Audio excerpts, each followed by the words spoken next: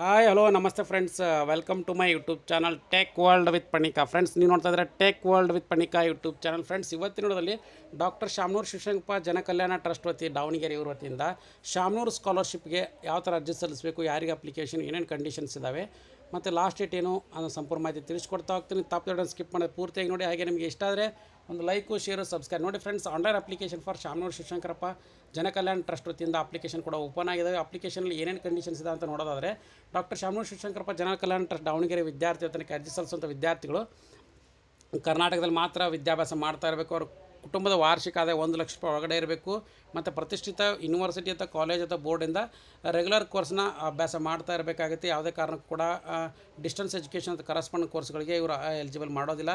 ವಿದ್ಯಾರ್ಥಿ core banking ಸೌಲಭ್ಯ ಯಾವುದಾದ್ರು ಬ್ಯಾಂಕ್ನಲ್ಲಿ ಬ್ಯಾಂಕ್ ಅಕೌಂಟ್ನ ಹೊಂದಿರಬೇಕು ಮತ್ತು ಆಧಾರ್ ಕಾರ್ಡ್ಗೆ ಲಿಂಕ್ ಇರಬೇಕಾಗುತ್ತೆ.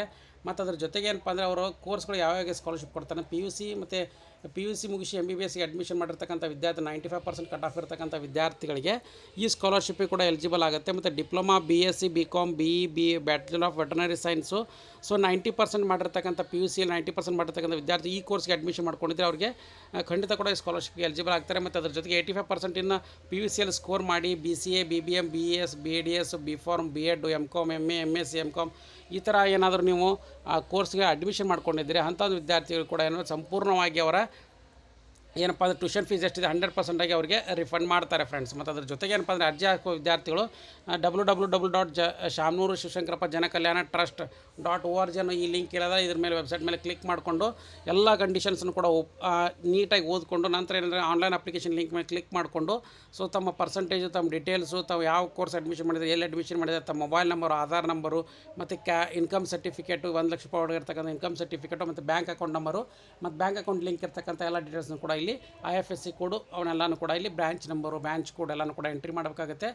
ಒಂದು ವೇಳೆ ವಿದ್ಯಾರ್ಥಿಗಳು ನೇರವಾಗಿ ಏನಾದರೂ ಆಯ್ಕೆ ಆದರೆ ಅವ್ರ ಪೋಷಕರು ಅಥವಾ ಅವರ ಸಂಬಂಧಿಸಿದ ವಿದ್ಯಾರ್ಥಿಗಳು ಬ್ಯಾಂಕ್ ಅಕೌಂಟ್ಗೆ ಡೈರೆಕ್ಟಾಗಿ ಏನಪ್ಪ ಅಂದರೆ ಅವ್ರ ಅಕೌಂಟಿಗೆ ಕೊಡ್ತಾರೆ. ಯಾವುದೇ ಕಾರಣ ಕೂಡ ಅವ್ರ ರಿಲೇಟಿವ್ ಅಕೌಂಟ್ನ ಕೊಡೋಕ್ಕೆ ಹೋಗಬೇಡಿ ಅಂತಲೂ ಕೂಡ ಹೇಳಿದ್ದಾರೆ.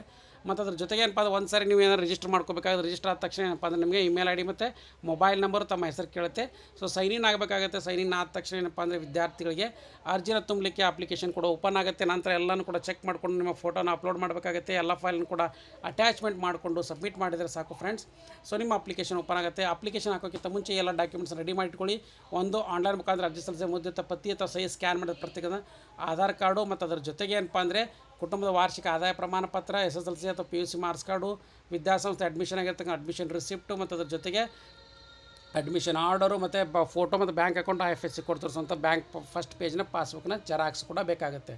ಇವನ್ನೆಲ್ಲನೂ ಕೂಡ ಮಾಡಿಕೊಂಡು ಇದ್ರ ಮೇಲೆ ಏನಾದರೂ ಡೌಟ್ಗಳಿದೆ ಅಂತ ತಪ್ಪದೆ drssjkt@gmail.com ಮುಖಾಂತರ ನೀವು ಮೇಲ್ ಮಾಡಿದ್ರು ಕೂಡ ಅವರು ಖಂಡಿತ ಕೂಡ ನಿಮಗೆ ಹೆಲ್ಪ್ ಮಾಡಿ ಕೊಡ್ತಾರೆ ಫ್ರೆಂಡ್ಸ್. ಹಾಗಾಗಿ ಯಾರ್ಯಾರು ವಿದ್ಯಾರ್ಥಿಗಳು ಎಲಿಜಿಬಲ್ ಇದ್ದರೆ ಈ ಕೋರ್ಸ್ ಅಡ್ಮಿಷನ್ ಮಾಡ್ತಕ್ಕಂಥ ವಿದ್ಯಾರ್ಥಿಗಳು ಕ್ಲಿಕ್ ಟು ಲಾಗಿನ್ ಅಂತ ಇದೆಯಲ್ಲ, ಇಲ್ಲಿ ಬಂದು ಕ್ಲಿಕ್ ಮಾಡ್ಕೊಂಡ ತಕ್ಷಣ ನಿಮ್ಗೆ ಏನಪ್ಪ ಅಂದರೆ ಈ ಥರ ಬರುತ್ತೆ. ನ್ಯೂ ಯೂಸರ್ ಇದ್ರಂದರೆ ಇಲ್ಲಿ ನ್ಯೂ ಯೂಸರ್ ಅಂತ ಕೊಟ್ಟು ನೀವು ರಿಜಿಸ್ಟರ್ ಮಾಡ್ಕೋಬೇಕಾಗುತ್ತೆ. ಇಲ್ಲಿ ರಿಜಿಸ್ಟರ್ ಮಾಡ್ಕೊಳ್ಳಿಕ್ಕೆ ನಿಮ್ಮ ಹೆಸರು, ಮೊಬೈಲ್ ನಂಬರು ಇಲ್ಲಿ ಕಾಣ್ತಾ ನೋಡಿ, ಹೆಸರು, mobile number, email ID, Aadhaar number ಮತ್ತು ಅದ್ರ ಜೊತೆಗೆ ಏನಪ್ಪ ಅಂದರೆ ರಿಜಿಸ್ಟರ್ ಆಯ್ತಂದರೆ ಅದು ರಿಜಿಸ್ಟರ್ ಅಂತ ಕೊಟ್ಟರೆ ಸಾಕು. ನಿಮ್ಮ ಮೊಬೈಲ್ ನಂಬರ್ಗೆ ಮತ್ತು ಇಮೇಲ್ ID ಕೂಡ ಲಿಂಕ್ ಬರುತ್ತೆ. ಅದಾದಮೇಲೆ ನಿಮಗೆ ಲಾಗಿನ್ ಡೀಟೇಲ್ಸ್ಗಳು ಬರುತ್ತೆ. ಅದಾದಮೇಲೆ ನೀವು ಆಟೋಮೆಟಿಕ್ಲಿ ಲಾಗಿನ್ ಆಗಬೇಕಾಗತ್ತೆ. ಹಾಗಾಗಿ ನಿಮ್ಮ ಫಸ್ಟ್ ನೀವು ಅಕೌಂಟ್ನ ಕ್ರಿಯೇಟ್ ಮಾಡ್ಕೋಬೇಕು. 2ನೇ ಸ್ಟೆಪ್ನಲ್ಲಿ ಲಾಗಿನ್ ಆಗಬೇಕು. 3ನೇ ಸ್ಟೆಪ್ನ ಎಲ್ಲ ಡೀಟೇಲ್ಸ್ನ ಭರ್ತಿ ಮಾಡಬೇಕು. 4ನೇ ಸ್ಟೆಪ್ನಲ್ಲಿ ನೀವು ಸಬ್ಮಿಟ್ ಮಾಡಬೇಕಾಗುತ್ತೆ ಫ್ರೆಂಡ್ಸ್. ಹಾಗಾಗಿ ಈ ಲಿಂಕನ್ನು ಕೂಡ ಡಿಸ್ಕ್ರಿಪ್ಷನ್ ಬಾಕ್ಸಲ್ಲಿ ಹಾಕಿರ್ತೀನಿ. ಯಾರು ನಿಮ್ಮ ಫ್ರೆಂಡ್ಸ್ಗಳಿದ್ರೆ ಖಂಡಿತ ಕೂಡ ಅವ್ರಿಗೆ ಹೆಲ್ಪ್ ಮಾಡಿ. ಆನ್ಲೈನ್ 2026 ಅಪ್ಲಿಕೇಶನ್ ಓಪನ್ ಆಗಿದ್ದಾವೆ. ಡೀಟೇಲ್ಸ್ನ ತಿಳಿಸ್ಕೊಟ್ಟಿದ್ದೀನಿ. ಲೇಟೆಸ್ಟ್ ಆಗಿರ್ತಕ್ಕಂಥ ಎಲ್ಲ ಅಪ್ಡೇಟ್ಸ್ ಚಾನಲ್ ಸಬ್ಸ್ಕ್ರೈಬ್ ಮಾಡಿ. ಹಾಗೆ ಲಿಂಕನ್ನು ಕೂಡ ಹಾಕಿರ್ತೀನಿ. ನಿಮ್ಮ ಫ್ರೆಂಡ್ಸ್ ಕೂಡ ಶೇರ್ ಮಾಡಿ. And finally thanks for watching the video.